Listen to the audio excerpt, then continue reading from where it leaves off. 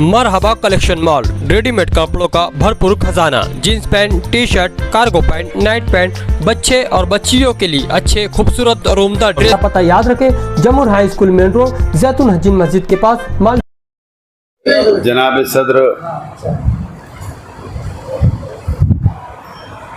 मदरसा व मस्जिद महराजुल उलूम के तमामी ट्रस्टियान, तमामी मुसल्लियान और तमामी हमारे उलमा इकराम और तमामी प्यारे बच्चे, सबसे पहले तो मैं मदरसा महराजुल उलूम व मस्जिद के तमामी ट्रस्टियान और तमामी साथ में आएगा मस्जिद व मदरसा सौले अजीन और मदरसा व मस्जिद महराजुल उलूम के तमामी ट्रस्टियान का, उलमा इकराम का, मुसल्लियान का और मोहल्ले के तमामी अराकीन का मैं शुक्रिया अदा करता हूँ कि आज आप लोगों ने मुझको और हमारे साथियों का बुलाकर आपने इस्तकबाल किया। अल्लाह का लाख लाख एहसान व शुक्र है।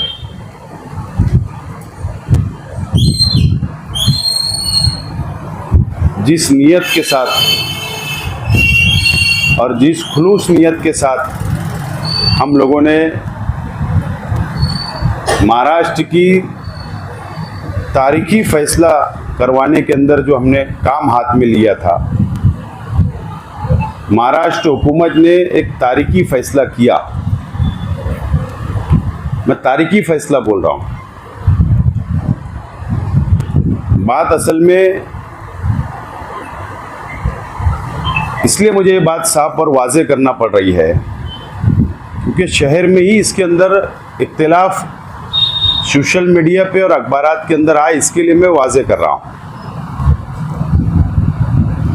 और इख्तिलाफ होना भी चाहिए ताकि हम लोग सफाई दे सके। लेकिन ऐसा है ना, मैं सियासी इंसान हूँ, हमेशा अपना हुनर मैं बचा के चलता हूँ, काम करने का हुनर। 2012 में कांग्रेस पार्टी की, एनसीपी की हुकूमत थी। माइनॉरिटी डिपार्टमेंट और उस वक्त के वजीर माइनॉरिटी के आरिफ नसीम खान साहब ने एक स्कीम बनाई माइनॉरिटी डिपार्टमेंट में। डॉक्टर जाकिर हुसैन मदरसा के नाम से एक स्कीम बनाई और उस स्कीम में इतने शरायत लागू कर दिए गए कि मैं समझता हूं कि वो स्कीम फेल हो गई। उसमें इन्वर्टर लगाया जा सकता था उस स्कीम के तहत, लेकिन सोलार पैनल, सोलार सिस्टम नहीं लगाया जा सकता था।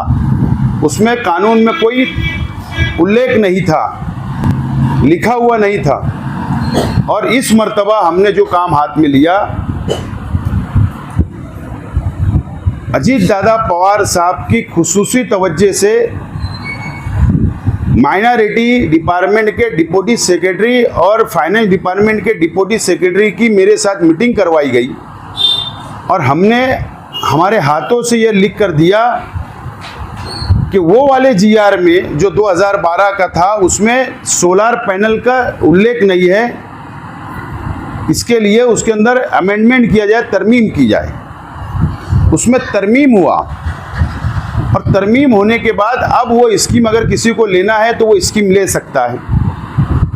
उस स्कीम के तहत भी महाराष्ट्र में लिया जा सकता है। लेकिन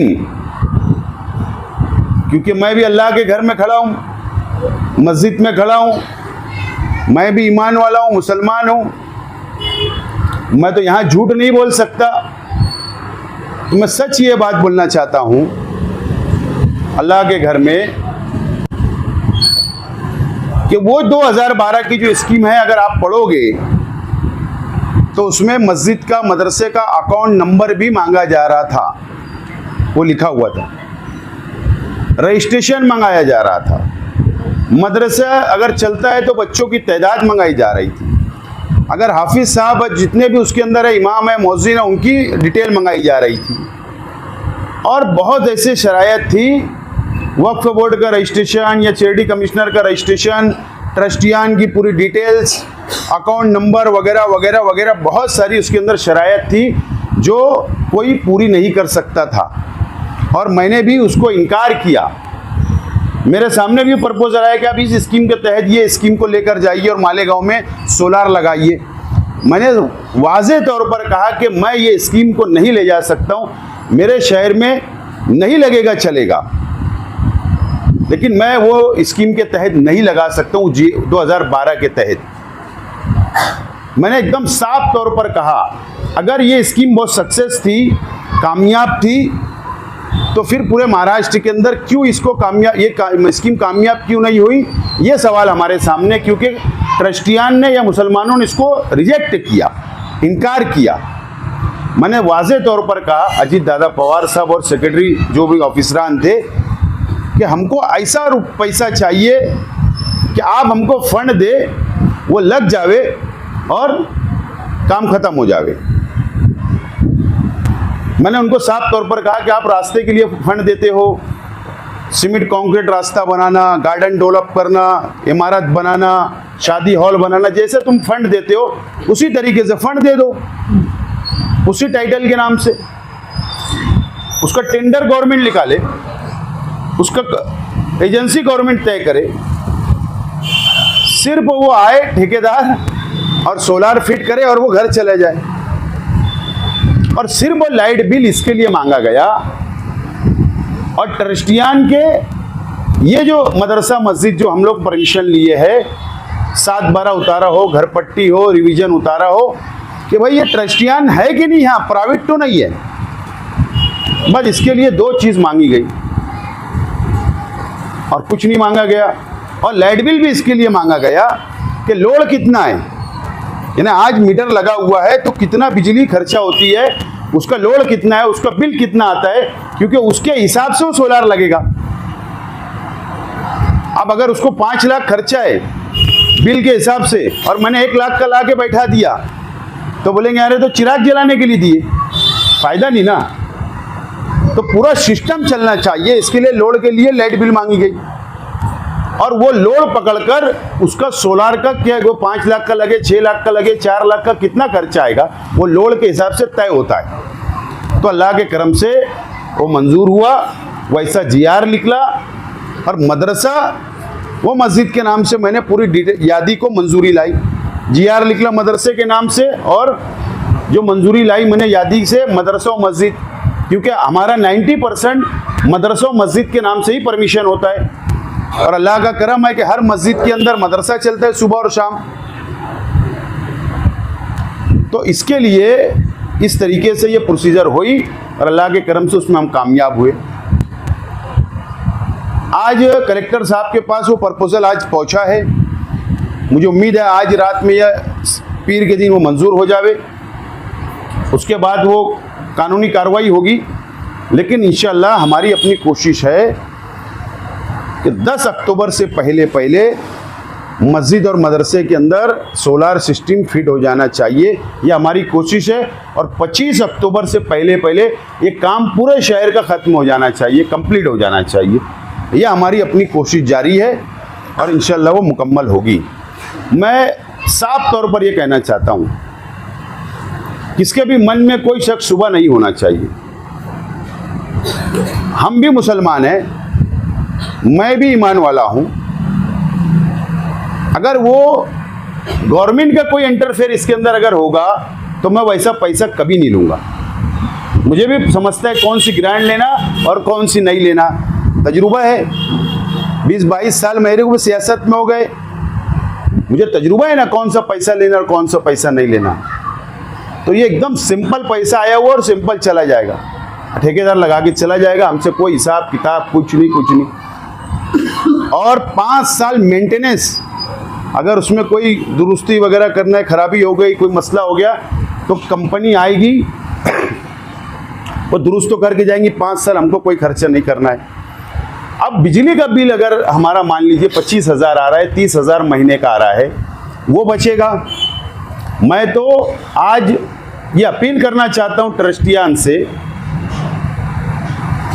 यहाँ ट्रस्टियान बैठे हैं और शहर के तमाम ही जहाँ पर सोलर पैनल फिट होने वाला है, वो ट्रस्टियान से मैं तो अपील करता हूँ कि अगर हमारा पैसे की बचत होगी तो आपको इख्तियार है, मुझे उसके अंदर अमल दखल करने का कोई इख्तियार नहीं है, कोई हक नहीं है, लेकिन एक इंसानियत के नाते मैं एक अपील करना चाहता हूँ कि अगर 25,000 30,000 बच रहा है तो इमाम साहब और मौज़िन साहब की तनख्वाह कम से कम बढ़ा दी जाए, क्योंकि मालेगांव शहर के अंदर तनख्वाह बहुत कम है और वो खिदमत अंजाम देते हैं।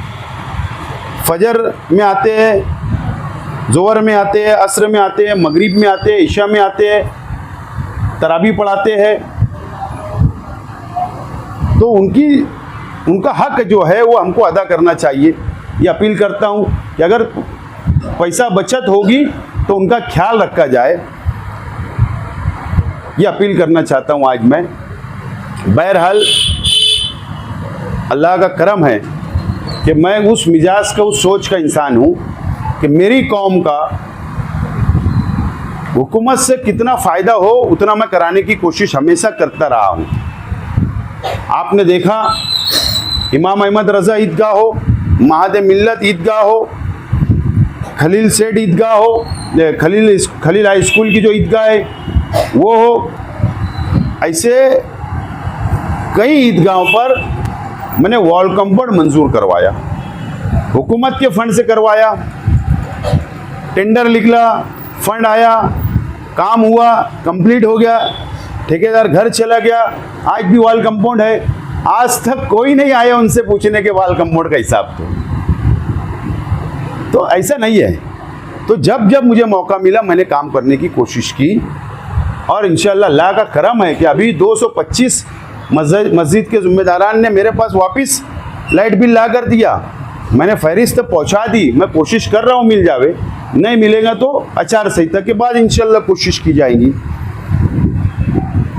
तो आप लोग इत्मीनान रखे, अल्लाह ताला मुझसे काम ले रहा है, मेरे साथियों से काम ले रहा है और मैं कर रहा हूँ। और आप लोग भी दुआएं करिए अल्लाह ताला इसी तरीके से मुझसे काम लेते रहे।